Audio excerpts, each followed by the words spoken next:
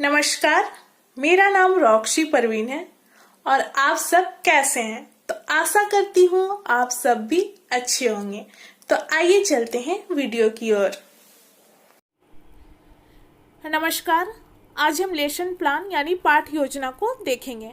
आज का जो हमारा विषय है नागरिक शास्त्र यानी सिविक्स, और जबकि हमारा टॉपिक यानी प्रकरण है विज्ञापन।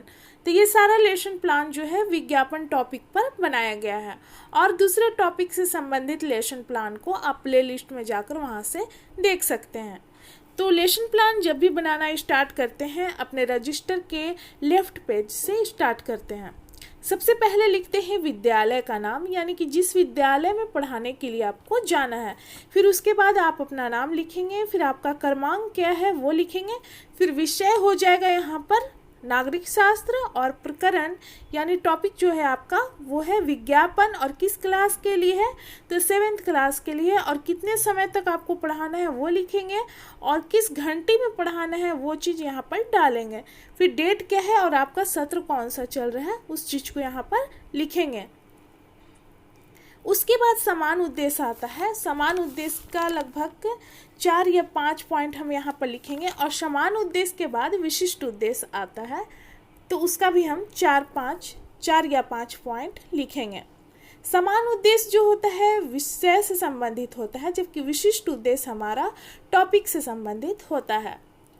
तो समान उद्देश्य में है पहला नंबर छात्रों में नागरिक शास्त्र विषय के प्रति रुचि को जागृत करना।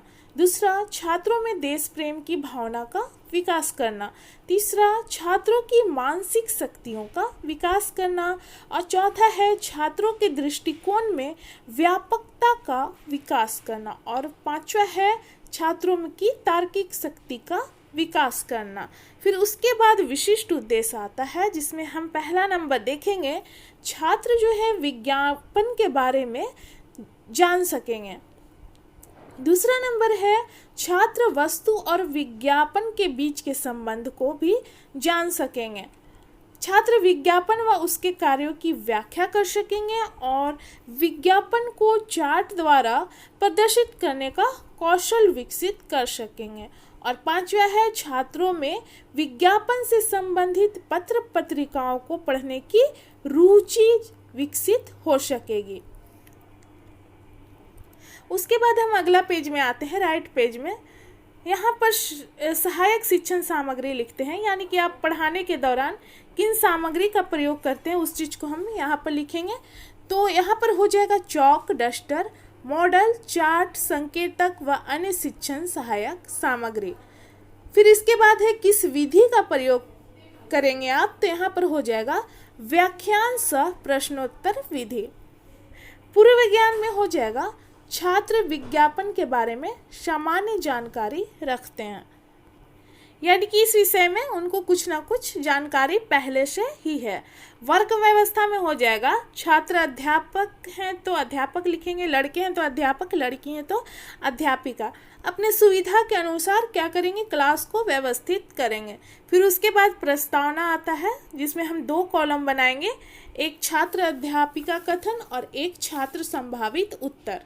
तो ये प्रश्न और उत्तर दोनों एक दूसरे से संबंधित होता है, और इन प्रश्नों की संख्या लगभग हमारा 4 से 5 होना चाहिए। और लास्ट में हमारा टॉपिक निकल कर आना चाहिए, जिस टॉपिक को हमें पढ़ाना है। तो छात्र अध्यापिका बच्चों से प्रश्न करती हैं कि हमारे देश का क्या नाम है, तो छात्रों के द्वारा उत्तर आता है भारत। अब उसी से संबंधित दूसरा प्रश्न है कि भारतीय घरों में अपनी मनोरंजन के लिए क्या किया जाता है, तो लोग क्या करते हैं कि टेलीविज़न देखते हैं। अब उसी से संबंधित तीसरा प्रश्न है कि टेलीविज़न पर क्या क्या दिखाया जाता है, तो हम देखते हैं कि फिल्म, सीरियल, समाचार आदि। तो ये छात्रों के द्वारा उत्तर आता है। और फिर इसी से संबंधित चौथा प्रश्न है कि फिल्म के बीच में, पिक्चर के बीच में क्या क्या दिखाया जाता है, तो हम देखते हैं कि विज्ञापन ही बीच में दिखाया जाता है। तो छात्रों द्वारा यहाँ पर उत्तर आता है विज्ञापन। और उसके बाद है 5वां कि विज्ञापन के बारे में विस्तार पूर्वक बताए। तो यहाँ पर छात्र उत्तर नहीं दे पाते हैं, इसलिए यहाँ पर समस्यात्मक हो जाता है और हम देखेंगे कि हमारा टॉपिक निकल कर आ गया जिस टॉपिक को हमें पढ़ाना है। तो छात्र अध्यापिका कथन में हो जाएगा विज्ञापन और पाठ की उद्घोषणा में हो जाएगा। आज हम लोग विज्ञापन के बारे में विस्तार पूर्वक अध्ययन करेंगे। फिर उसके बाद हम अगला पेज में आएंगे जिसमें कि हम क्या करते हैं, दोनों साइड का पेज यूज करते हैं।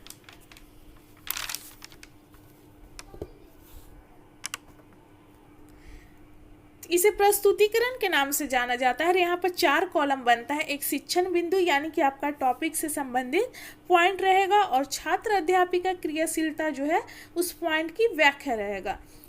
यानी कि क्लास में छात्र अध्यापिका जिस तरह से व्याख्या देती हैं उस चीज़ को हम यहाँ पर लिखेंगे। और छात्र क्रियाशीलन में यानी कि छात्रों का व्यवहार किस तरह का है, क्लास में किस प्रकार उत्तर वो दे रहे हैं उस चीज़ को यहाँ पर लिखेंगे। और श्यामपट्ट कार्य में यानी कि हम जो ब्लैक बोर्ड यूज करते हैं क्लास में किस तरह से बच्चों को समझाते हैं उस चीज़ को यहाँ पर हम लिखेंगे। तो सबसे पहले विज्ञापन के बारे में जानेंगे कि वो है क्या। विज्ञापन शब्द अंग्रेजी भाषा के एडवर्टाइजिंग से बना है। इस अंग्रेजी भाषा शब्द एडवर्टाइजिंग की उत्पत्ति लैटिन भाषा के शब्द एडवर्टियर शब्द से हुई है जिसका अर्थ होता है मोड़ना।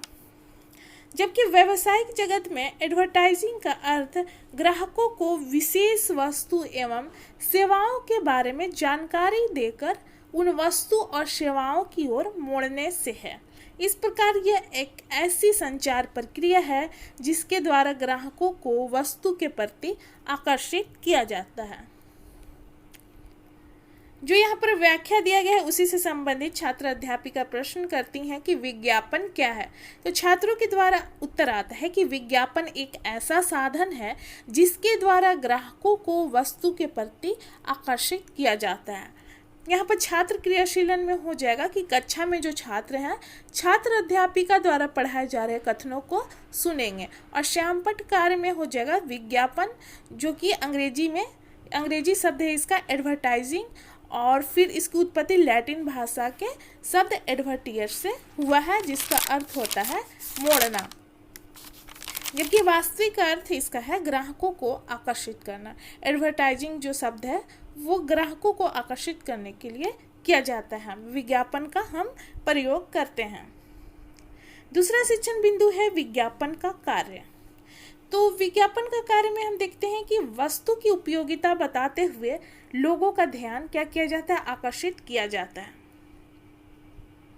दूसरा है नवीन वस्तुओं और सेवाओं की सूचना दिया जाता है। लोगों को विज्ञापन के माध्यम से ही नई वस्तु की जानकारी प्राप्त होती है कि बाजार में ये नया वस्तु आया है। तीसरा है उपभोक्ताओं में वस्तु के प्रति रुचि तथा विश्वास उत्पन्न किया जाता है। इस तरह से विज्ञापन यानी कि प्रचार किया जाता है कि लोगों में विश्वास उत्पन्न हो जाता है कि हाँ ये चीज़ अच्छी है और अधिक दिनों तक टिकेगी भी। चौथा है उपभोक्ताओं की स्मृति को प्रभावित करना और पांचवा है उपभोक्ता मांग में वृद्धि करना। तो यहाँ पर जो व्याख्या दिया गया है उसी से संबंधित प्रश्न करती हैं छात्र अध्यापिका कि विज्ञापन के 2 कार्य बताएं। तो छात्रों के द्वारा उत्तर आता है वस्तु के प्रति लोगों का ध्यान आकर्षित करना और नवीन वस्तुओं की सूचना देना। श्यामपट्ट कार्य में देखेंगे विज्ञापन का कार्य में कि लोगों का वस्तु के प्रति ध्यान आकर्षित करना है विज्ञापन का कार्य, और नवीन वस्तुओं की जानकारी देना है और उपभोक्ताओं में विश्वास उत्पन्न करना है ताकि वो वस्तु को खरीदने के लिए आकर्षित हों। अब अगला पेज में आएंगे, यहाँ पे भी दोनों साइड का पेज हम प्रयोग करेंगे और यहाँ पर 4 कॉलम बनेगा। जबकि तीसरा शिक्षण बिंदु यहाँ पर है विज्ञापन बनाने समय ध्यान देने योग्य बातें।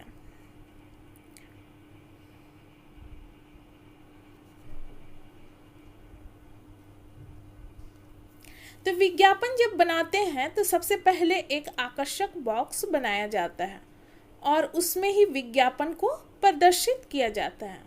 विज्ञापन के शुरुआत में कुछ आकर्षक शब्द का उपयोग किया जाता है, जैसे कि बड़े बड़े अक्षरों में हम लिख सकते हैं उस वस्तु का नाम या आकर्षक छूट आदि के बारे में यहाँ पर लिख सकते हैं। बनाए हुए बॉक्स में बाईं ओर वस्तु या सेवा के गुणों को लिखा जाता है, बाईं ओर इसके गुणों को लिखा जाता है, जबकि दाहिनी तरफ एक आकर्षक चित्र का उपयोग किया जाता है। जब विज्ञापन बॉक्स बनाया जाता है तो इन चीज़ों का ध्यान रखा जाता है। यहाँ पर देखेंगे छात्र क्रियाशीलन में कि छात्र जो है अनुशासन बनाए रखेंगे। अब जो यहाँ पर व्याख्या दिया गया है उसी से संबंधित प्रश्न करती हैं छात्र अध्यापिका कि विज्ञापन बनाते समय वस्तु के गुणों को किस ओर लिखा जाता है, तो बाईं ओर लिखा जाता है, जबकि चित्र का प्रयोग दाहिनी ओर हम करते हैं। यहाँ पर देख सकते हैं आप श्यामपट्ट कार्य में। जबकि चौथा शिक्षण बिंदु है यहाँ पर विज्ञापन और लोकतंत्र। लोकतंत्र में हम देखते हैं कि सभी को समान अवसर दिया जाता है, जबकि विज्ञापन में हम यहाँ पर क्या देखते हैं कि बड़ी कंपनियां ही इसका प्रयोग करते हैं, क्योंकि विज्ञापन के लिए काफ़ी खर्च करना पड़ता है। इसका जो प्रचार करते हैं उनको भी ज़्यादा पैसा देना पड़ता है, और जो वहाँ पर पोस्टर लगाया जाता है जगह जगह पर, उस चीज़ के लिए भी बहुत सारा खर्च करना पड़ता है। तो जो गरीब व्यक्ति होते हैं अपने वस्तु को बेचना चाहते हैं वो नहीं बेच पाते हैं, क्योंकि विज्ञापन का खर्च वो नहीं उठा पाते हैं।